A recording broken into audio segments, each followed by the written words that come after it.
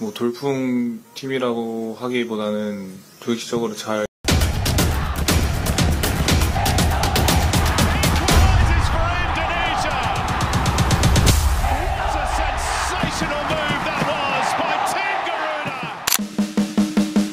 Negara-negara Asia mulai khawatir lihat perkembangan pesat timnas Indonesia. Mereka tak menyangka levelnya sampai mendekati Belanda. Timnas Indonesia di bawah asuhan Sintayong yang diisi para pemain keturunan mulai diperhitungkan sebagai macan Asia. Pasalnya, kualitas dari campuran pemain berdarah Indonesia Belanda ini bisa dibilang setara dengan raksasa sepak bola yang ada di kawasan Asia. Sebab mayoritas pemain keturunan skuad Garuda saat ini besar dan menimba ilmu di Belanda, negara dengan filosofi dasar sepak bola terbaik yang ada di dunia. Melihat kualitas timnas Indonesia saat ini yang hampir menyerupai Belanda dengan julukan singa tanpa mahkota miliknya, tentu membuat sebagian negara Asia was-was saat harus menghadapi timnas Indonesia. Sebelumnya, timnas Indonesia hampir dipastikan mengunci satu tiket ke putaran ketiga kualifikasi Piala Dunia 2026 setelah berhasil bertengker di posisi kedua klasemen grup F putaran keempat zona Asia. Menariknya, hal ini terjadi berkat dua kemenangan beruntun yang diraih timnas Indonesia kala menghadapi Vietnam, di mana para pemain keturunan memiliki andil besar atas takluknya skuad The Golden Star Warrior yang tak mampu mereka imbangi. Melansir dari berbagai media, berikut adalah kekhawatiran negara Asia terhadap level timnas Indonesia saat ini. Berkaca dari prestasi tersebut, level permainan tim merah putih bisa dikatakan meningkat drastis, karena dengan status Vietnam yang merupakan salah satu tim terbaik di ASEAN tak sanggup memberikan perlawanan berarti terhadap wajah baru timnas Indonesia saat ini.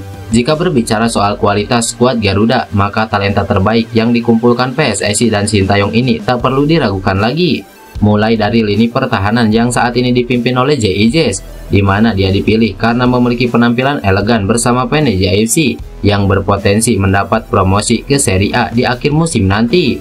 Selain itu ada Justin Hubner yang bermain sedikit agresif dibanding JIJS, di mana dia baru saja pindah ke Liga Jepang dan bermain untuk Cerezo Osaka yang saat ini berada di posisi kedua klasemen J-League One. Selanjutnya ada Jordi Amat yang saat ini berkarir di Johor Darul Tajim, serta Elkan Bagot yang bermain untuk Cheltenham FC. Sedangkan untuk sayap kiri ada Shane Patinama, pemain KS Eupen Belgia, serta Natanjo yang memperkuat klub Heerenveen. Untuk posisi bek kanan ada Sandy Walsh yang saat ini bermain untuk KP Mechelen. Sementara untuk posisi gelandang sendiri ada beberapa pemain karismatik seperti Tom Haye, gelandang SC Heerenveen yang berhasil moncer di laga debutnya.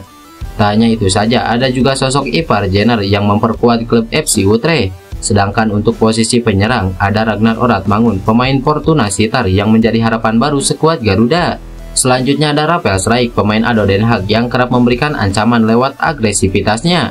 Kendati sudah memiliki skuad mewah, namun ternyata belum bisa membuat Sintayong dan PSSI puas.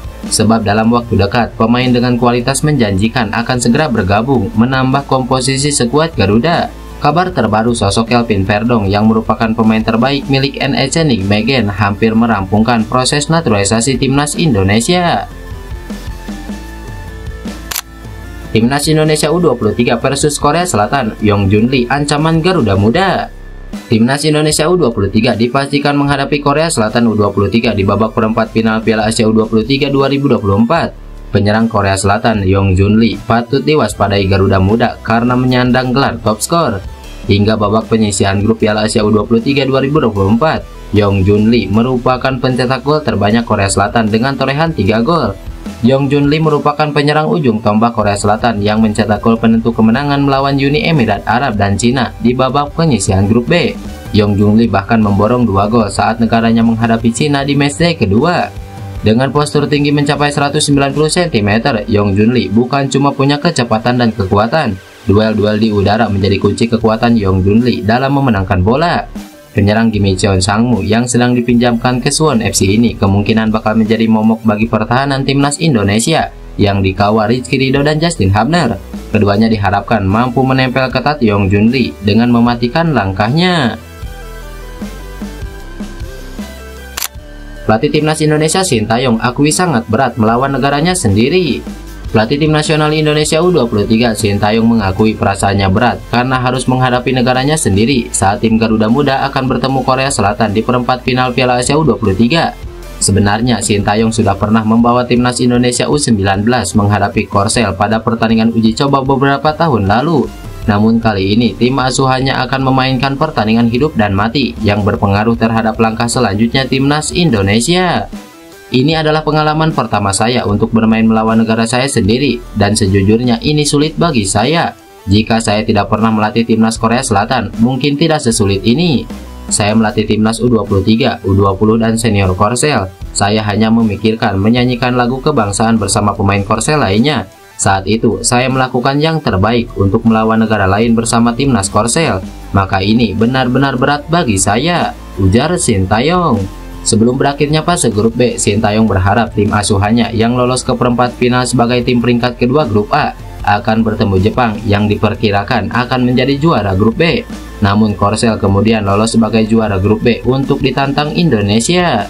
Mengenai perasaan saya, pelatih mereka dan juga Korsel adalah negara saya sendiri. Saya hanya ingin bertemu negara saya di final. Itulah yang saya pikirkan sebelum kompetisi. Tapi itu tidak terjadi, maka perasaan saya berat. Tidak benar-benar gembira, tapi olahraga adalah olahraga.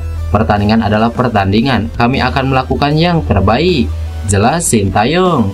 Seandainya tim Garuda Muda mampu mengatasi hadangan Korea Selatan, maka timnas Indonesia akan melaju ke semifinal dan semakin dekat untuk mendapatkan tiket Olimpiade Paris 2024. Gelandang Korea Selatan tidak gentar meski timnas Indonesia U23 memiliki Sintayong. Seperti yang diketahui, laga antara timnas Indonesia U23 kontra timnas Korea Selatan akan terasa spesial. Pelatih Garuda Muda Sintayong berkesempatan menjajal kekuatan negara asalnya. Sintayong diketahui adalah tokoh yang cukup spesial di sepak bola Korea Selatan. Ia pernah memperkuat timnas negara tersebut baik sebagai pemain dan pelatih. Keberadaan Sintayong di timnas Indonesia U23 dipercaya bisa memberikan nilai lebih baik bagi Marcelino Ferdinand dan kawan-kawan. Sebab Sintayong tentu sangat mengenal karakter pemain timnas Korea Selatan U23. Meski demikian, gelandang timnas Korea Selatan Paik Sang-hoon tidak merasa khawatir. Paik hanya ingin fokus pada permainan timnya sendiri. Paik Sang-hoon tampak percaya diri menghadapi timnas Indonesia U23. Pemain FC Seoul itu merasa Garuda Muda sadar dengan kekuatan timnya. Paik juga menegaskan timnas Korea Selatan U23 tak mau main-main di perempat final Piala Asia U23. Para pemain akan melakukan persiapan dengan sangat matang.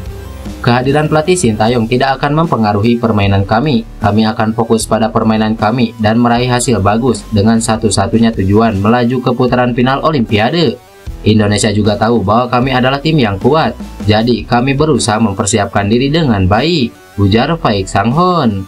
Paik Sang-hoon masih belum tahu apakah ia akan diturunkan saat melawan timnas Indonesia U23. Yang pasti ia menegaskan akan tampil maksimal jika diberi kesempatan untuk menghadapi skuad asuhan Sintayong. Saya bisa memainkan permainan saya 100%. Saya rasa saya bisa memberikan 100% jika saya mendapatkan kesempatan bermain di pertandingan melawan Indonesia, jelas Paik Sang-hoon. Lantas, bagaimana menurut kalian? Tulis pendapat kalian di kolom komentar.